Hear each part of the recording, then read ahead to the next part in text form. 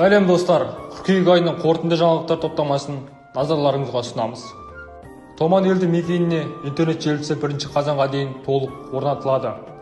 Исатай ауданындағы Аққыстау ауылдық округі Томан елді мекенінде штаттық режимде 33 оқушы білім алып жатыр.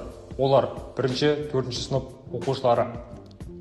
Атырау облысында 6 оттегі станциясы салынуда. Атап айтқанда, облыстық ауруханада, номер 2 облыстық ауруханада, облыстық кардиологиялық орталықта және Құрманғазы, Жылой, Қызылқоға аудандық ауруханаларында орталықтандырылған оттегі станциясының құрылыс монтаж жұмыстары жүргізіліп жатыр.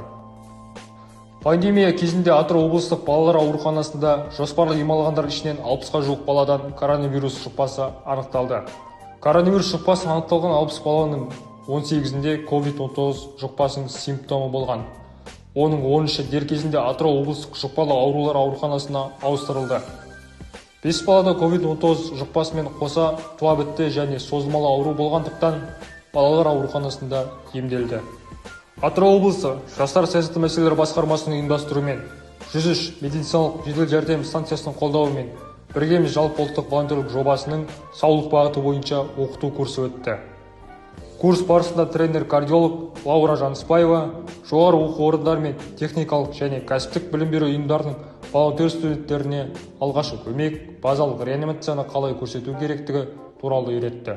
Атырау облысы жастар саясаты мәселелері басқармасы мен Атырау қалалық әкімдігінің ұйымдастыруымен өңірімізде біргеміз асыл мұра жалпы ұлттық жоба аясында Статью апгрейд акциясы ұйымдастырылды.